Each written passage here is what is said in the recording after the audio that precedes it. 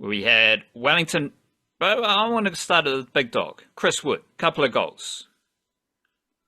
I talked about it before. Chris Wood, very impressive Kiwi athlete to me. I've got to put this out there. I reckon he's the best.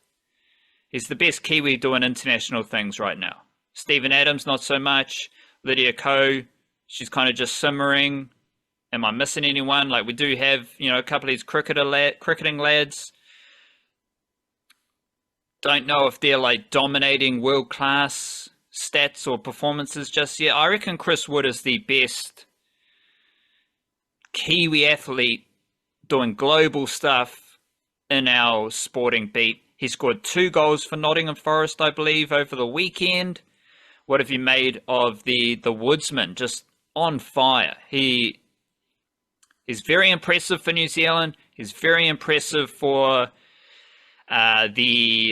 Nottingham Forest. And we mentioned the masterclass on Thursday and how I didn't learn anything, so it's not necessarily a masterclass because he's not actually teaching us anything. Not just Chris Wood, but a lot of those masterclasses are just chit-chats. They don't actually explain anything to help others get better. Chris Wood did mention something that I thought about when I was watching Auckland FC.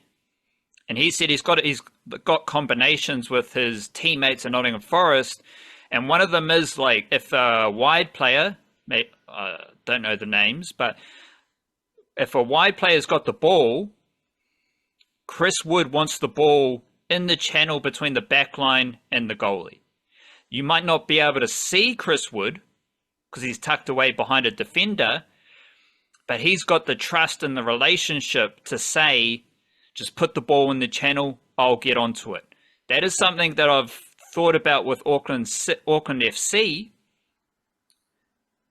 because they don't have those combinations just yet. A few instances we can chat about in a jiffy, but they don't put the ball into the space. Like, they haven't got that trust, that combination just yet, where if you put the ball in the channel, in the footballing corridor of uncertainty, if you put the ball there, I'll go get it. That's something Chris Wood has established with his teammates, and something that I have noticed isn't quite there with Auckland FC, but that's just me waffling on. What have you made of Chris Wood's fire run recently? Yeah, 2 goals against Leicester City. Before that, he scored against Crystal Palace. Before that was an international break where he scored against Malaysia and Tahiti. Then he scored against Chelsea right prior to that. So I think it's 5 games in a row in which he's scored in all of them for club and country. He is probably in the form of his life. I think I do laugh sometimes when they talk about him being like, he's 32 years old and look at him emerging at like this level of play now. Most players are coming out of their prime. I'm thinking, well, not a player like Chris Wood. I can understand why someone like, who's a player who had an early prime, like a Wayne Rooney or someone like that, who's just all energy and relies on a level of kind of athleticism and mobility and strength and fitness and whatever. Like, Chris Wood's a big man in the target area. Like, those guys can play till they're 40. It's not. He's fine. There's nothing like that. As long as he doesn't get injuries, he can do the job that he does really well. Just like he doesn't need to be in his prime athletic thing. That's not like he really had that kind of era anyway. So I don't know. People are weird about this kind of stuff when it comes to athletes and just like expecting them. Why aren't they doing this thing that I expected them to do? It's like, well, wait, you watching Chris Wood? You see how he plays?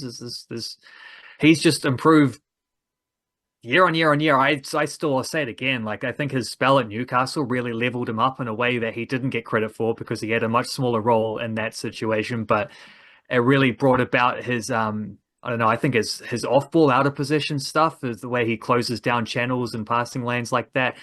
I think is so much better now than it was at Burnley, and his hold up play has gotten really good. And above all, it's just this thing that you can say about all these sports athletes and teams that we've been talking about. When they get good, it's often confidence is the biggest factor. And Chris Wood's absolutely brimming right now. And you get all his teammates talking about how much they love playing with him because you know exactly what you're going to get. He does have these combinations. He's got a manager who trusts him.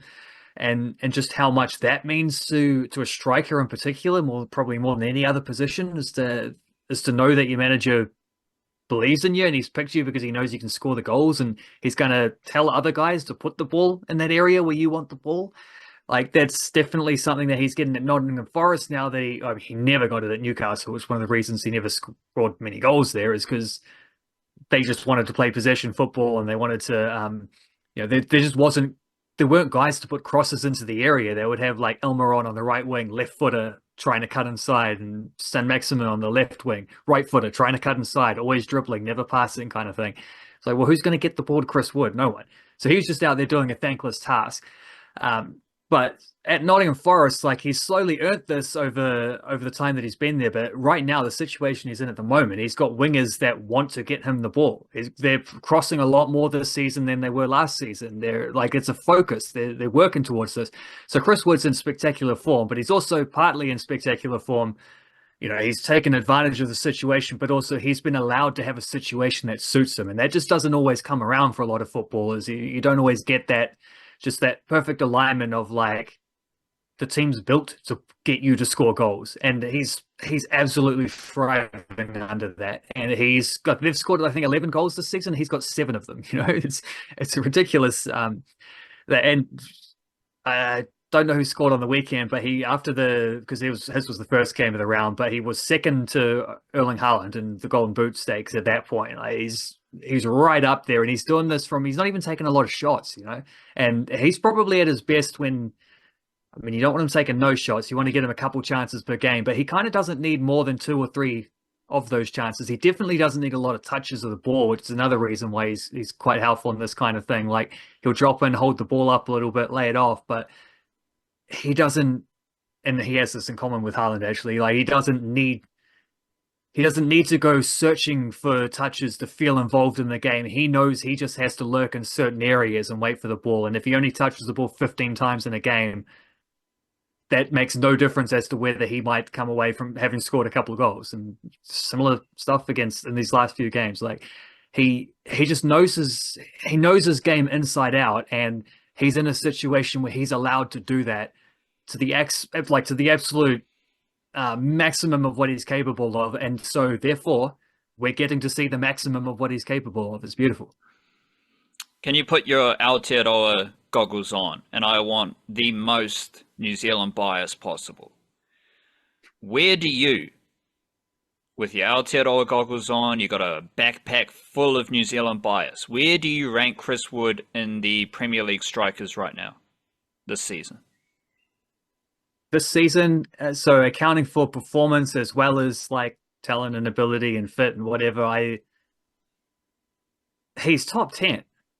Like for what he's done, he's at least top 10. I was thinking how many other, well, it's tricky because you hear people being like, well, how would he go on a top 6 team kind of thing? Well, the top 6 team wouldn't play the way that Nottingham Forest are playing. Like he's kind of in the perfect situation, but Forest are 5th on the table. So I don't know, maybe I should say top 5.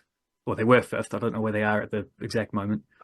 I was hoping for sharpness in the 3rd, 4th, 2nd. He's not first because Haaland's first. Yeah, okay, maybe he's 2nd. Maybe the only thing that matters is how many goals you've scored, And if he's 2nd in the goal things, then he is 2nd. Full stop. Beauty. I like it. Can we get some sort of Aotearoa juice test for you? Because I set it up that you are able to have as much Aotearoa bias as possible, and you're like, Chris Wood, yeah, top 10. Well, I did. I mean, I just checked the thing I was doing there. He's actually 3rd equal on goals scored now there because Cole Palmer scored on the weekend and Brandon Mbeumo got a couple. But Brandon Mbeumo's a winger, so I'm not counting him. Yeah. And Cole Palmer scores a lot of penalties, so I'm not counting him. So just to be clear for the listener, Chris Wood, we're still an honorary 2nd if we're talking about strikers. Yeah, I don't know. It's hard to compare where a guy should like. He just feels like he's in such a perfect position at Nottingham Forest that I find it hard to compare that to what situation other guys are in at other clubs. But form-wise, yeah, why not? 2nd, who cares? I mean, I'm going Haaland 1A, Chris Wood 1B, but that's just me. I'm super Aotearoa. I'm not sure about you, Mr. Top 10, Chris Wood. Someone who Well, we'll is see where Chris also, Wood came in the Ballon d'Or things today. I think they did that earlier, so I'm sure we'll check this after the podcast, and he assume he won, but we'll find out. I'll be, the suspense is killing me. Someone else who is in a hot patch of form is Elijah Just. He's scoring goals for fun, scored another banger from outside the box. What do you make of Elijah Just's little sizzler that he's on? He's got a trademark goal now, eh? Like I don't remember him scoring these types of goals, not when he was playing National League or things like this. Like I don't know, he's just all of a sudden, because he scored in.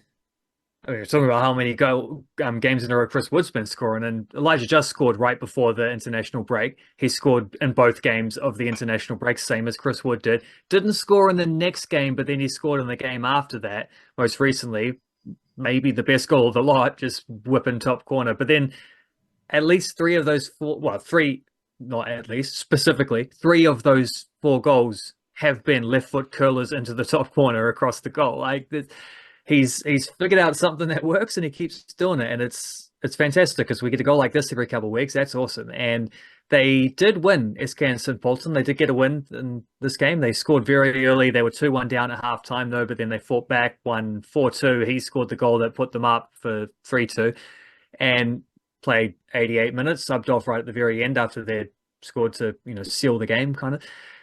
And it was, I said this last time we talked about him, but it was a little bit of a curious move for him to go to second tier in Austria. It felt like sideways at best, maybe even a slight drop from where he was in Denmark. But like, if the league is a drop, his performances haven't been a drop. He's in a situation now where they're same as Chris Wood. Like, it's a situation is king sometimes with this stuff where he's in a team where he's getting to start every week. He's getting to play through the middle, not playing out wide like he was usually doing in Denmark. I guess they just promised him, like, we come play for us. You're probably a little bit better than this level, but you maybe haven't had the chance to prove it necessarily, or but we will put you in a position you want to play in. We will trust you and back you to score some goals, set up some goals, and he's doing that pretty swiftly. They've just got a new manager as well. So right before the international break, they sacked the previous guy. So he scored for two different managers already at his new club. He's only played 6 games there. And yeah, they're a lot of what their previous manager was sacked for was formed before Elijah Just turned up. So since he's been there, they've been a little bit better. They're starting to work their way up the table a little bit, and this was a good win on the weekend. So he's in great form. I will just mention slightly as well, we got a Sarpreet Singh sighting this morning. Made his debut for his club in Portugal. Also similar situation, signed around the same time as Elijah Just, and for a second tier club where it's like we know he's better than this, but also what you can do doesn't matter compared to what you have done. Like, you can't expect everyone else to just take a punt on this guy because the New Zealanders say he's awesome. Like, the facts of the matter with Singh is that he's been injured for the last couple of years and he's struggled for form when he has played, largely because he's been played out of position. Again, like, situation is king. Hopefully, it's too soon to say after 25 minutes off the bench for Udi Leada in Portuguese second tier. What kind of fit there is there or anything like that. But what we can say is that he played some football, and that's the start. That's the first step. That's great. He's such a good player, and at some point he's going to find that situation like Chris Wood has at Nottingham Forest where it just all clicks. But hopefully it's here in Portugal. But at the very least, he just needs to be playing football and giving himself a chance. So good stuff there. I'm glad to see Sarpreet Singh back. Hopefully this is the start of something for him too. Auckland FC had a win at Mount Smart. Wellington Phoenix had a win in Perth. And New Zealand is top of the A-League ladder. Auckland FC, the only team to have 2 wins from their first 2 games. And then Wellington Phoenix are second.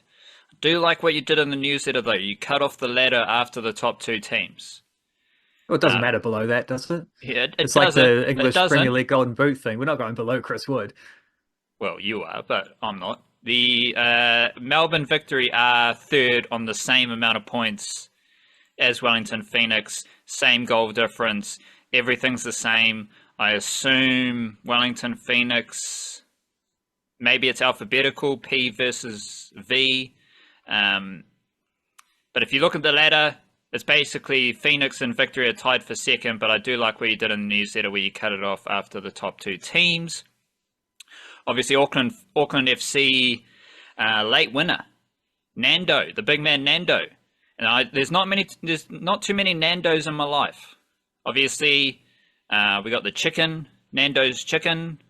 Personally, I think chicken is overrated. So I'm not a huge, like, going to Nando's every day. I'm with you on that one. Completely with you on that one. Although I got to admit, can be addicted to Wicked Wings from the old cave fry, but that's just boiling on a budget. Like, I don't mind a bit of chicken, but I can get my chicken fix from Wicked Wings. Other than that, I think chicken's overrated, so don't really care for Nando's as much as... I mean, this is pure niche cache, avant-garde. Chicken's overrated because a lot of those chicken joints are hugely popular, and Nando's is one of them, and that's one of the Nando's in my life. The other Nando, can you figure out the other Nando in my life? Hasn't been in my life for a long time though. Apart from Nando Pinecker, or is it Nando Pinecker? No, it's definitely another one, because I'm setting up the Nando Pinecker. Right. So alongside Nando Pinecker and Nando's the restaurant would be Nando. Is this like a Fernando type thing? Is it? No, I've messed this up. I'm sorry. It's because I thought Nandor Tanchos, the former Green Party, the big man, the Rastafari, legalizing the Aotearoa vitamins. His name is Nandor. So I've screwed this up because his name isn't Nando, it's Nandor Tanchos. Shout out to him. Probably my favorite politician ever, and I'm not a huge fan of the old politics.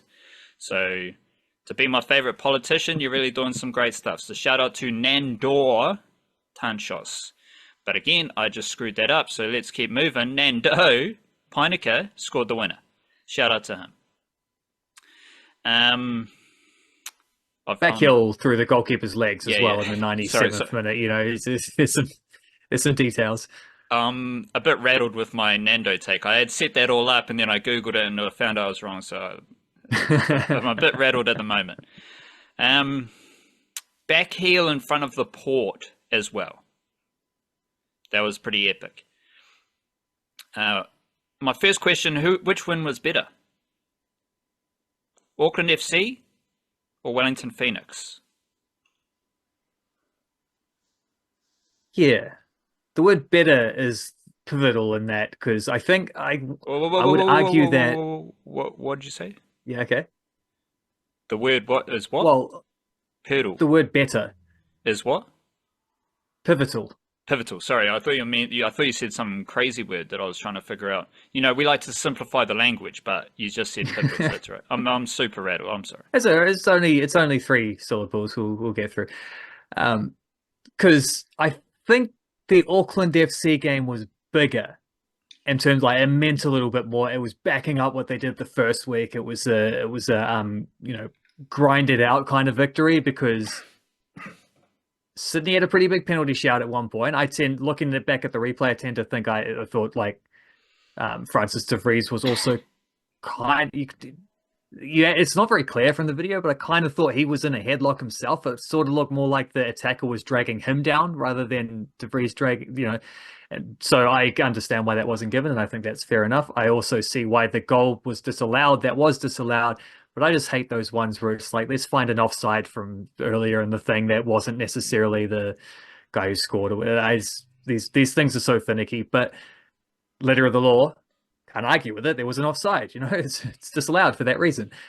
And then they scored right at the end, and there was a little bit, I've seen some of the Sydney fans getting a little bit upset about those 2 calls, and also whether Nando handballed it, which I don't think he did. I thought it came off his thigh into his chest, and then he just flips it back heel. And if you're a 6'1", 2, whatever, 6 foot plus centre back who is nutmegging goalkeepers in front of your active support stand and the 97th minute with a back heel to win 1-0, I think we let that goal stand. It's for the good of the culture. So I don't think they, apart from how well they defended, because he did sort of hint earlier that some of those combinations aren't there for Auckland FC. I think that's pretty clear, and I'm not surprised about that. And I think Guillermo May, they're hyping him up on the commentary. I was thinking like there's a caveat there though. Like he looks amazing in terms of his ability as a footballer. I'm not seeing amazing stuff in terms of him fitting into this team outside of that one little first time pass in the first game to put Hiroki Sakai hit that the overlapping run for the first goal they scored. That stuff will come. Like that's just a matter of playing together and getting an understanding. But you can definitely see like there's times as well. I specifically remember one where Gillian's running up the wing and Rogerson wanted an early ball in behind and he didn't play that pass. And Rogerson's throwing his arms up and like, yeah, you should have played that early ball because you should know that Logan Rogerson's number one ability is his speed, get into the back post. You know, like you just put it in that area, put it in that footballing channel. That is literally, and he'll probably get there. That was the moment I was referring to because I liked Liam Gillian. He's I like his skill set, very fast, skillful, and he's got a good pass. Like he was doing some of the crossing from corners and free kicks. So I know he can cross the ball. And then last week, I remember Rogerson being on the back post, and he got pissed off because they didn't pass him the ball when he was open, and then they passed him the ball when he was open, and he scored a goal. So then I'm also tapping into the Chris Wood insights, and I'm like, bro, you just got to give the pass. Like that is what Rogerson does. He's always there on the last defender, and he's got the space to get in behind. And Gillian didn't make the pass. So I think that is room to grow, room to develop, but I don't think that is a negative against Gillian, because Gillian is very potent as an attacking threat, but there's room to develop in how he delivers early ball. Not to a striker, but more so a wide player like Rogerson coming from the other side of the field. Yeah, I agree completely with that because I think there's what do you call it? There's a lot of room to get better and to get more efficient, but it's not for a lack of being able to do those things. It's not a lack of ability or any of these. It's just decision making, and there's a lot of decision making. Sometimes a bad pass is a bad pass because you tried to do something you're not capable of doing, or you're just picking a low percentage thing at the wrong time. Sometimes a bad pass is a bad pass, not because of anything wrong with the passer, but because the guy isn't making the run he should have been. It's not about and vice versa. The run is there and the pass doesn't get made. Like that's not about those players being bad at what they're doing. It's just simply about getting on the same page. And that's the stuff that you figure out when you play more often together. I'm basking in the Liam Gillian stuff so far because I was hyping him up all preseason. This guy's very good. Seen him play a lot for Auckland City. He's the real deal. He probably should have been on a full contract, not a scholarship contract, but as it is, he's starting games on a scholarship deal. And some point midway through the season, I'm sure he's going to do the thing that Mania Elliott did for the Phoenix women last year, which is you play a certain amount of games, you get automatically upgraded to a full contract for the rest of that season. So that's coming for Liam Gillian. He's going to get there sooner or later. And he deserves to, too, because he's great. He's very good. I mean, we haven't even seen Joey Champness yet. I don't know what he's doing, if he's injured or if he's just being, below the pecking order of these guys. But Jesse Randall has a full contract and he's playing off the bench while Gillian's starting. This is great. This is good competition for places between four Kiwi internationals, but Gillian's only played up to under 23s. He hasn't played senior team yet, but that's another thing that'll probably happen at some point. He will get an All Whites debut at some stage if he continues on this way. It is hard to crack the All Whites these days, though. So, but they do have a couple of home games coming up, and that might help against Oceania opponents. So, although that might be too soon, really, to get in there. I got to beat that drum. I want to get Andre De Jong back in there, even though I don't know exactly what his role in the team is. The form he's in South Africa is such that it's like you got to at least pick him and give him a chance. You got to get him back in the environment and say, if you're scoring that many goals in a good quality league like the South African one, you should at least get an opportunity to play some national team stuff. So yeah, it's tough for these guys from the A-League to be cracking in when there's so much competition. But yeah, great to see Gillian doing really well. There is that thing because I noticed it in the first game. There was a time when he had a one-on-one running through, and he could have passed, but he shot, and it was saved. And then he gets a similar opportunity like 5 minutes later, and he tries to pass when the pass wasn't on. You can see him like overcorrecting and trying to do the thing he should have done last time, but then maybe making that the wrong thing. And like some of the crossing stuff is the same. This is all just purely getting acclimatized to the level and to the teammates around him. I don't know if Guillermo May makes that easy because he is very much, he's not a Chris Wood type striker. He wants to drop in and he wants to get his touches. He wants to link up. He wants to try to play between the lines a little bit. And these guys just got to figure out how that works. One of the reasons they've got speedy wingers is because of that, because you have a striker who drops a little bit, then those wingers run in behind and, you know, he takes the defender out sort of thing. But yeah, this is stuff that will come naturally for Auckland FC the more they play. What they have from the start is a fantastic defense. 2 clean sheets in a row. Alex Paulson hasn't even had to make that many saves. Although he did, I don't know if you saw when he shoulder barged that dude, like rushing out after picking the ball up. And I was like, that's at Mount Smart. I thought the same thing.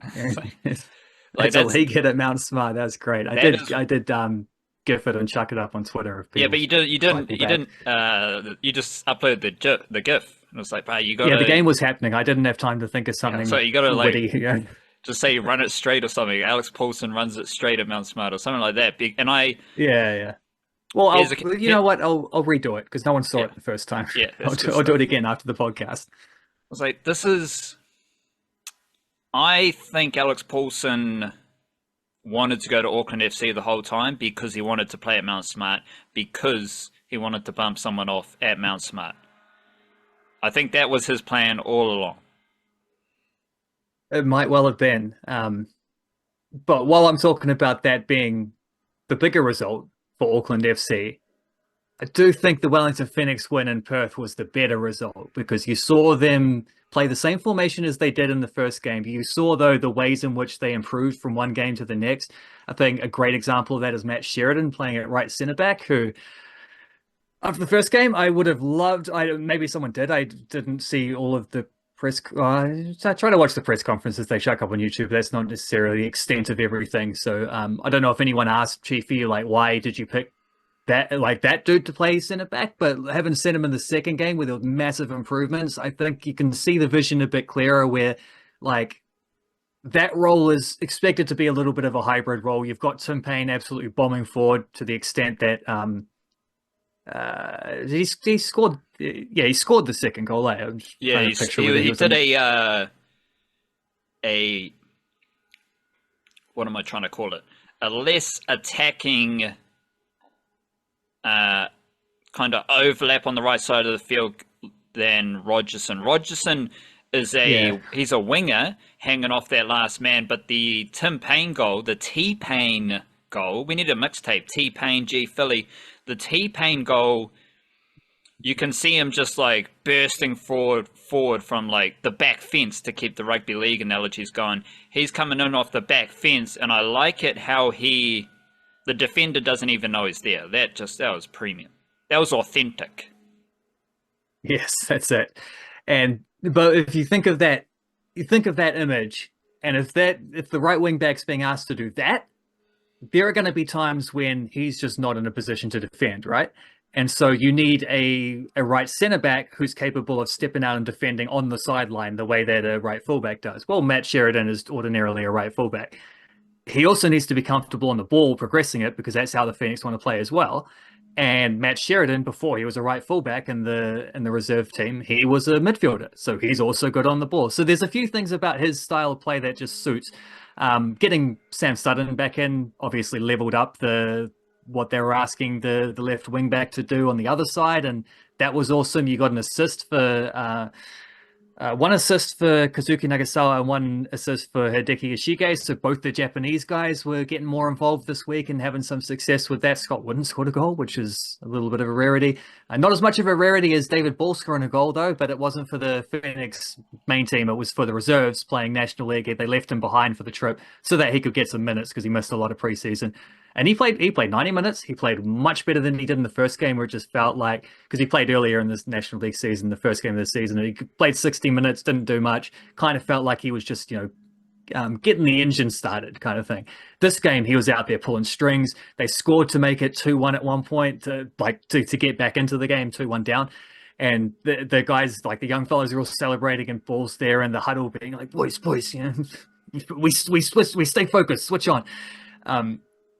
They lost 4-2, so it didn't fully work, but he played really well in that game. He was good, so that was cool to see. And yeah, the ways in which the Phoenix just seem to be, they took what they did last week and they added to it. And they got a win away in Perth early on in the season. Always difficult when you're not in full match fitness yet to go, like, to face that much travel. Obviously, Perth are not a very good team at the moment. They're struggling, but it was a much improved Perth performance from what we saw in the first week. And the Phoenix still turned them over, found ways to score goals, looked very good defensively again. So I thought that was the better win. Auckland FC, the bigger win. Ultimately, for the first time ever, we got a double A-League men's Kiwi 6-point weekend. And next weekend, the A-League women's start. So we'll go for well, no, we can't, can we? I was going to say we'll go for the 9-point weekend, but it's Phoenix versus Auckland FC next week. So they can't both win. So week after that, we'll see. But in the meantime, I guess it's gloves are off next week, Auckland FC versus Wellington.